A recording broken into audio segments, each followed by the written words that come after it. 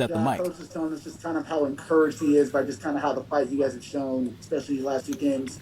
How do you feel just kind of where, even though the loss is there, how do you feel about just being encouraged by the team just fighting against obviously the NBA's best team by record? That's a positive for us. Not to, no matter what's going on in the game, shots falling, shots not falling, continue to play hard and not give up. We just got to, find ways to close out better. Sean Coleman. Job between game 3 and game 4, especially with the start tonight, it seems like there was a better effort for the full 48, which has, of course, been y'all's plan all along. Just seems like every game there's a level of improvement that makes y'all more and more competitive. Hopefully it would all come together in game 5 for a full 48 to get the win. That's our goal. Obviously, game 2, game 3, they got out on a hot start, which put us, in, I think, like a double-digit hole. Eventually, we came back, tied the game up, but we felt like, if we just, start better and, we know that, they'll go on a run, just, try to cut it short and go on a run of our own, we'd be in, a good position. Like I said before, we just got to, figure out how to close out the game better. Josh Robbins. John, given that Utah has at least 4 high-level three-point shooters on the floor at all times, how much margin of error does that leave your team against a team like that? It's tough. We just got to try to keep the ball in front and, try not to be in, rotation as much as possible. With them being able to, shoot the ball. If we in rotations, they normally get good looks. So just got to contain the ball, continue to just play hard, keep pursuing, and get stops, rebound, and get out and run.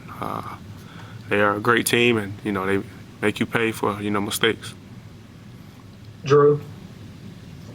John, in 2 elimination games this year, is there anything you'll lean on from those 2 looking ahead to game 5? No, we've been playing the same way, all season. Just got to, focus in on, the next game, play hard, 48 minutes, and, just try to play our basketball. Brandon Abraham. Yeah, kind of piggybacking off of what Evan was saying about the Taylor talking about how he's encouraged and not frustrated. How big is that for such a young team, going through a stretch, losing 3 in a row in a playoff series, to always have his positive mentality?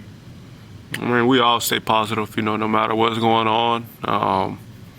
We just can't, let one game carry over to the next. We can't be, frustrated and go into the next game frustrated. We got to have all the confidence in the world, be positive. We work to get here. So just got to, like I said, just go out and, play our basketball, play hard, and just, play full 48. Last question, Adam Tyke. Ja, it seems like late game execution has been a bit of a theme over the last couple of games. We were just missing shots. Honestly, it's the shots we've been shooting all season. Same plays we've been running, early in the game. Just missed shots late. So just going to continue to get better, keep shooting with confidence, and, try to close out the game. Thanks. That was the point guard. Now here is Spider Mitchell, averaging 27.4 points per game in his playoff career. Smitty, that is the most in Jazz franchise history. It's not bad right there. And they had some pretty good players in that franchise. Yes, they have. Yes, they have. His 10th career game scoring 30 or more.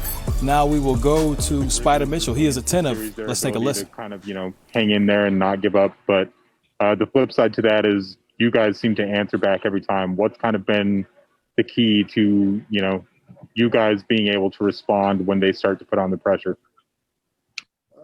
It's all our mental. I think that's the biggest thing, the mental aspect of it. Like I said, like you said, they're a team that's never going to quit. Up 30, down 30, it doesn't matter what quarter it is. And, hats off to them for that. But the biggest thing is when you have a team that's always going to be aggressive, always trying to continue to fight. He's about to join the steam room with Chuck and Ernie. Let's take a listen. Coach Snyder tell you at the halftime to explain your second half compared with your first one? We weren't really satisfied with the way we were playing in the first half. Even though we had 5 points, we really felt like we could, do a lot of things better offensively and defensively. So, just keep our head, keep moving the ball and defensively, get back and communicate with each other. It sounds pretty simple, but, when we stop doing that, they usually make a run. So we really had to clean that up. And I thought we did a much better job in the second half. Eric Walden, Salt Lake Tribune. Rudy, what was kind of the key for you personally? Obviously, you had just 1.2 rebounds at the half, and then you're getting 3 buckets within the first couple of minutes of the third quarter. Was Quinn kind of designing stuff to get you a little more engaged on that end? Not really.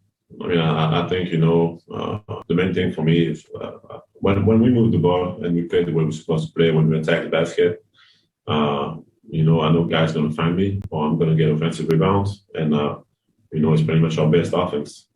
Guys, the defense is going to collapse and either they're going to help off me and I'm going to get a dunk or rebound, or they're going to help off the shooter and we're going to get a 3. So that's really the way we're trying to play. And when we kind of stop doing that, we usually turn it over or get a bad shot, and then they're able to have transition and run on us. So I thought we did a great job doing that in the second half, and JC had a great run, and everybody else was involved, and it's pretty tough to guard when we play that way. Sarah Todd, Deseret News. Rudy, to your point, JC having that third quarter and then, Royce on the boards, Fave on defense when he was in. How important is it? I mean, I know the team relies so much on you and Donovan, but having those guys have big plays and have their moments, how important is that during the playoffs? It's huge, and that's what I've been saying for a while. Having Derek Favors coming on the bench is a luxury. And, I think it makes the difference between us being a really good team, it's us being a great team, because there's going to be games when, like tonight in the first half, I'm in foul trouble, and Derek comes in and, he's able to impact the game and dominate it and really kind of like anchor our defense too. So, it's huge. And having guys like Jordan that come off the bench and are able to, bring a spark off the bench in a lot of different ways, it's I think it's what makes us special this year. We're able to play great basketball for 48 minutes. And, it's hard for teams to keep up with the way we play if we play the right way for 40 minutes. Kristen Kenny, Jazz TV. Rudy, you guys are up 3-1 like last year in the bubble. We've talked a lot about how the adversity has made you guys better. Has it better prepared you to close this series out? I mean, we know it's one game at a time, and for us, it's just keep getting better. We know they're not going to give up.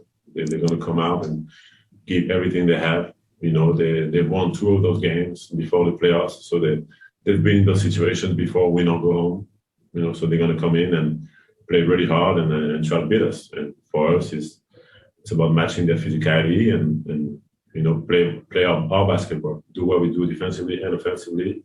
And just, keep getting better, because we don't want to just be in the second round. We try to do something a little bigger than that. Tony Jones, The Athletic. Rudy Gobert with the towel on.